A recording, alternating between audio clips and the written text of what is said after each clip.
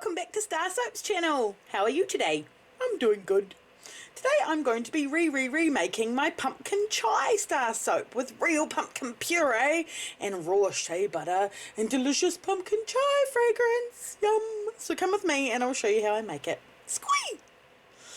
Oh, do you like my hair? I've done purple roots and blonde tips. It's called shadow roots. I'm having so much fun dyeing my hair lately, guys. So first things first, this batch has goat's milk in it, so I'm just giving it all a bit of a mix to make sure that the goat's milk is well dispersed throughout the oils, and then it's time to go ahead and add our cooled lye water with our dissolved mulberry silk in it. And as you can see, the mulberry silk doesn't dissolve fully, well, not at least in the same way that I've seen tussar silk seems to dissolve for people. I always end up with some little bits, and that's why I always strain it and keep those bits out. My lovely soap. So now I'm going to bring it to a light trace, or as we soapers call it, emulsification, which is just bringing the lye and oils together, but not letting it go beyond that into what's known as medium trace, where it becomes thick like pudding. We want it to stay runny like soup. So I'm just checking the temperature now to make sure that it's at the right temperature that I can go ahead and add my fragrance, because if you add your fragrance or essential oils into your soap batter when it's too warm, you can burn off some of the fragrance, and that's not very good. We want the soap to smell delectable and completely strong of the fragrance, not just a mild scent. So the first jug that I portioned some soap into had the pumpkin puree in, and that is the whole colorant for that jug as well as additives. So the pumpkin puree is not only a lovely skin additive, but it also colors that portion of the soap a lovely golden sort of orange, which is really cool. And the other jug I'm going to put some pre-mixed mocha mica, which I've mixed into olive oil, and I'm just squirting around about 5 to 10 mils of it in there. I'm not going for a really dark brown shade. I just want a sort of a chocolatey brown, like a sort of a milk chocolate sort of a color.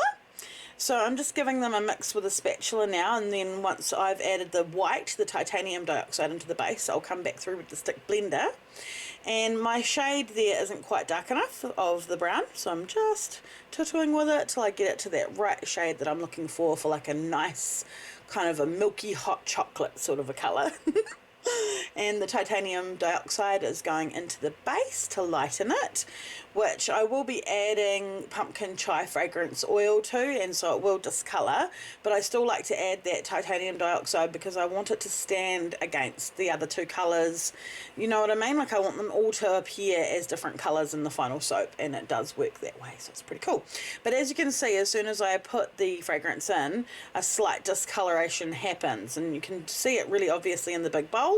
It sort of immediately goes a kind of a brown colour because of the vanillin that is contained in the pumpkin chai fragrance oil.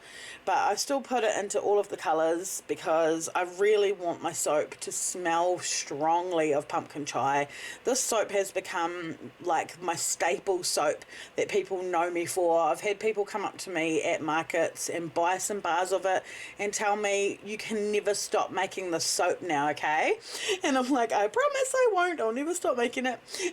So in this particular batch, as you can see, I'm making 2 loaves, but one's going to be filled right to the top to be my full size regular bars, and one will just be filled around about 3/4 of the way to make my shorter bars that I'm doing for my wholesale order.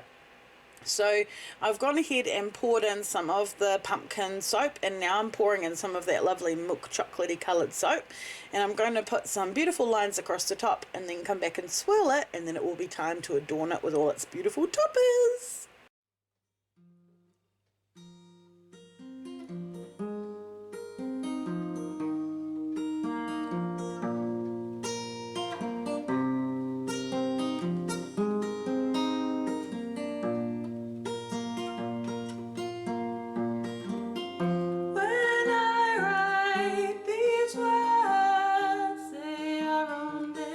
For you, if thousands hear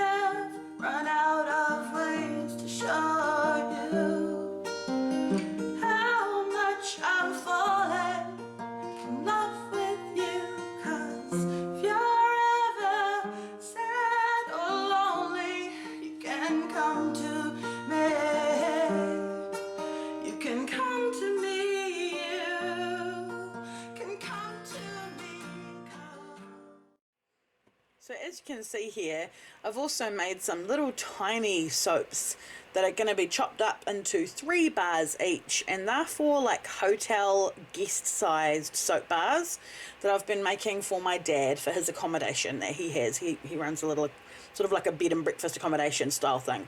So I made all of these soap toppers with my moldable soap dough, and I've got pumpkins and leaves and stars there, and I'll leave a link below to me making moldable soap dough so you can learn how to make that too. It is so much fun, and you can make these really unique toppers for your soap that are unlike anybody else's. And I used a tutorial on YouTube to learn how to make the pumpkin shape, and I used a fondant cutter, like a little fondant stamp cutter, to create the stars and the leaves. So I'm just going to go ahead now and cut the bars, and we'll see what kind of a swirl we got. Ooh, it's actually a really beautiful drop swirl. I managed to contain myself and I didn't go through with the hanger tool and swirl it. So this is just a drop swirl, which is really cool because quite often, as you've seen lately, I just can't help myself and I get the hanger tool out. And then I always say to myself, well, I've never done a proper drop swirl. So it's really neat to see, you know, what a drop swirl can actually achieve as well. Very cool.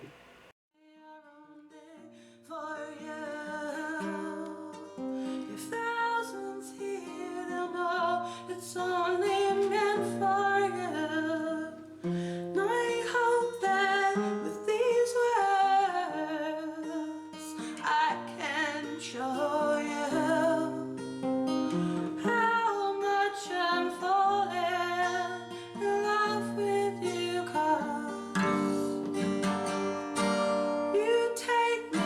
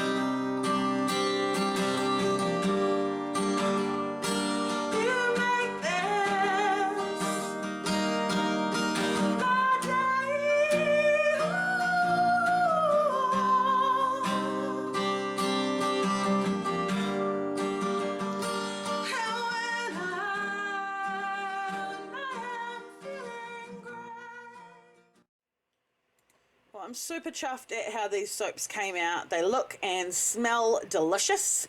I will definitely have to put a big do not eat sign on these ones.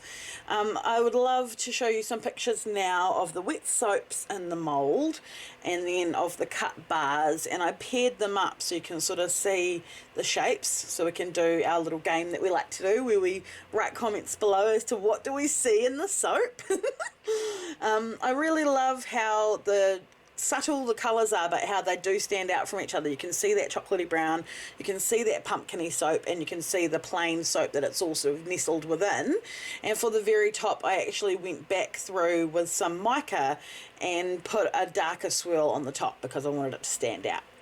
And this week I'd like to highlight Sue Costa and her beautiful ocean beach themed soap that she shared in our group over on Facebook called StarrSoapy Family. I absolutely love the way she's done this. I do believe it's coffee grounds that she's used in the base to create the sandy looking soap, and then beautiful blue and white waves. Oh, just gorgeous. Love it. Well done, Sue. So if you'd like your photo to be highlighted, please do come join the group and share your picture with us, because I love to see what you create. And if you liked this video and you want to see more like it, hit that subscribe button and become a member of our StarrSoapy family and feel the soapy love.